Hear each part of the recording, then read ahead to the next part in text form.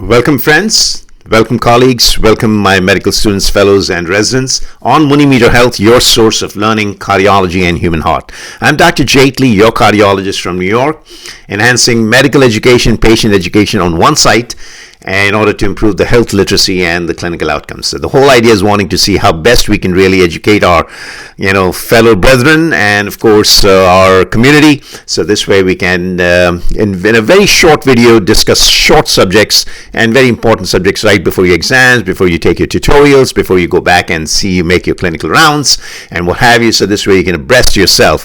And again, I've been in practice for over 40 years. I still like to read myself because, we tend to forget as we get, but the more you read, the more you understand, the better you will have a grasp on this human anatomy and of course our human physiology. Very importantly, we will be discussing mitral regurgitation and aortic regurgitation here very briefly. 2D Dopplers pictures have been shown here primarily so that you understand that obviously the ultrasound technique is one of the best ways to really identify these valve regurgitations. Now, there are certain causes like I've shown you on the right side of my panel here. Rheumatic is the chief etiology for both mitral and aortic valve. Mitral valve. Now, as you know, in the echo Dopplers, the heart is inversely, conventionally, represented. So this way, the atria are at the bottom and the ventricles are on the top. Don't ask me why, but that's been conventional now. And I believe the Mayo Clinic is the only one which does not show in this fashion, but everywhere else in the world ultrasounds are depicted in this fashion. So you have the atria here and the ventricles on the top.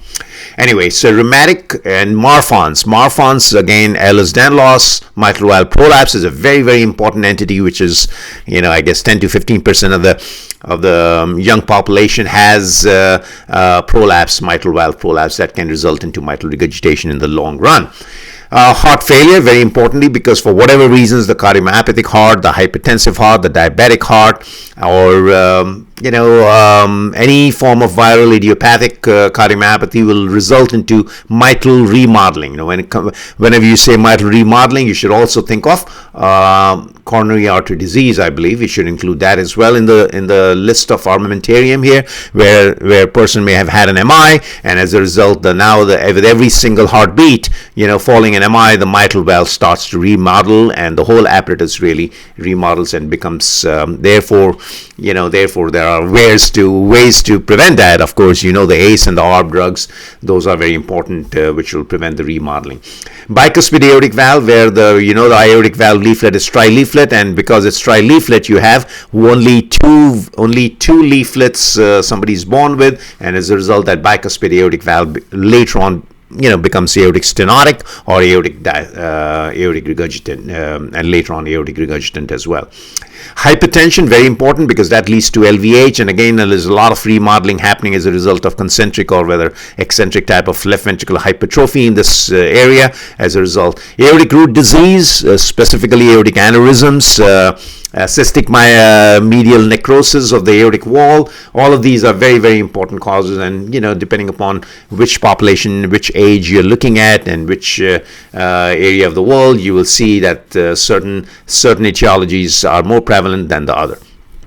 Having defined that, now let's understand what is quickly mitral regurgitation. Mitral regurgitation is when the mitral valves normally should close and the blood should go through the aorta in this direction.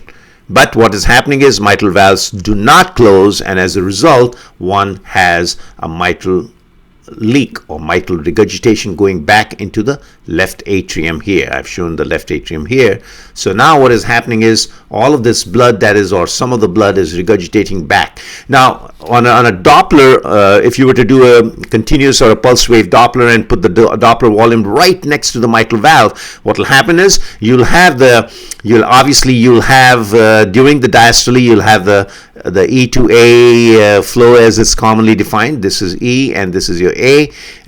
These are the two peaks that you will see in the diastolic phase. This is diastolic. But in systole, because that's when the left ventricle is contracting, and when the left ventricle is contracting in this direction, it should push blood into the aorta, and obviously some of the blood is now leaking back, and depending upon how much it's leaking, that'll define the grade of the mitral regurgitation. So the intensity of the mitral regurgitation, which is seen here, will be depicted based on the amount of mitral regurgitation that's occurring. So you may have a very light mitral regurgitation, which should be just say a small streak. I can show a small streak if you like. But if it's a full envelope, as we call it, a full envelope like this, almost like a tongue shape during systole, this is all during systole.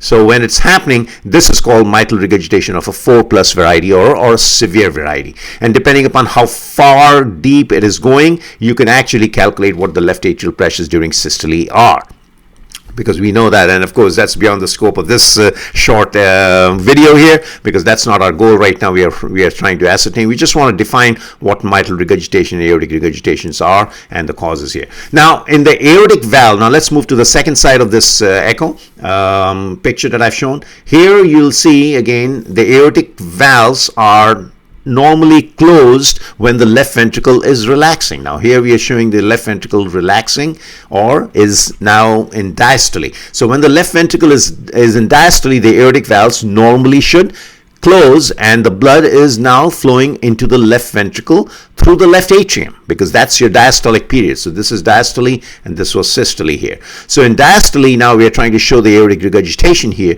The aortic valves now, if they are incompetent or they're regurgitant, the blood will tend to return back into the left ventricle, which is not a good sign. Obviously, that's not a normal phenomenon. So when that is occurring, we can show in different colors. So this is a mosaic pattern. Depending upon how severe the aortic regurgitation is, it may go deeper into the left ventricle, or it may go even to the apex, depending upon from the aortic regurgitation as the regurgitation happens in this direction. Likewise here, the mitral regurgitation, as I've shown you, if it goes all the way to the roof of the left atrium, that's considered as severe mitral regurgitation. If it's going towards the apex of almost to the apex of the left ventricle, the aortic valve, regurgitation is called severe aortic regurgitation. So here we have shown the AR, which is in diastole, obviously, and here we have shown the mitral regurgitation, which is in systole. Okay, so this is a systolic, pansystolic murmur, or peak systolic, mid-systolic murmur. Aortic regurgitation is obviously a decrescendo murmur. So as you see, this was a pansystolic murmur here in systole, like we showed you here, and same as we showed you here. And let me just move my play. And likewise, we are showing you a similar fashion in diastole, where there's a decrescendo pattern. Why?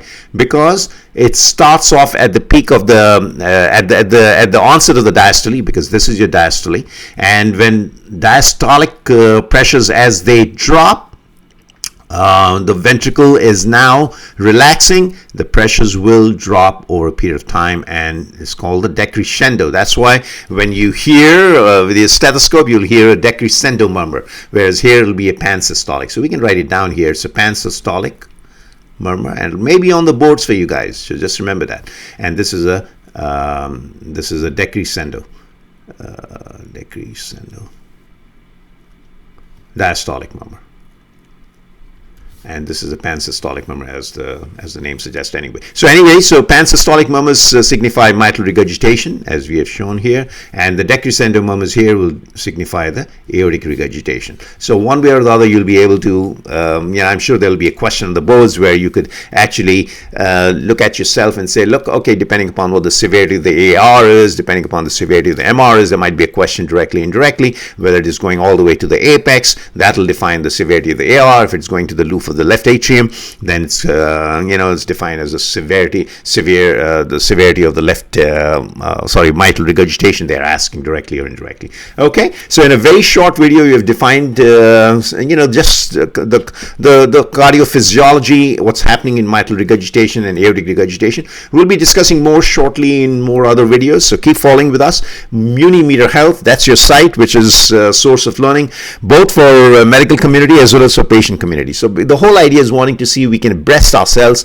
we can teach our patients better on every single clinical encounter, and likewise the patients will come back more compliant both with their testings, whether they were referred for echo Dopplers, whether they were referred for any interventions later on, whether they were referred for any medical testings, or even the prescriptions, that the medications that have been defined or have been prescribed to the individuals, to the patients. I think they'll be much more compliant. So that's the whole idea. idea, wanting to see how best we can improve the clinical outcomes through our site on MuniMeterHealth. Once again, thank you again for your attention. And if you like this video, please do not forget to like the button, because then we know that you are in contact with us. Thank you so much. And of course, spread the word, give it out to your colleagues, your friends, and your community, and let them know that here's a cardiologist who's actually teaching you right. It's not a robotic voice, and we are actually trying to draw it. We're doing it in a very low budget form because we don't have much funds, because obviously we're wanting to do it the old-fashioned way, where we draw it on the chalkboard, and similarly we are doing it on the electronic board here for you, just to give you a quick idea before you finish your coffee or tea. You're done with your mitral regurgitation, aortic regurgitation, and now go back to your rounds and excel in your boards. Lots of good luck, guys. All right, we'll see you again. This is Dr. Jaitly from New York. Bye now.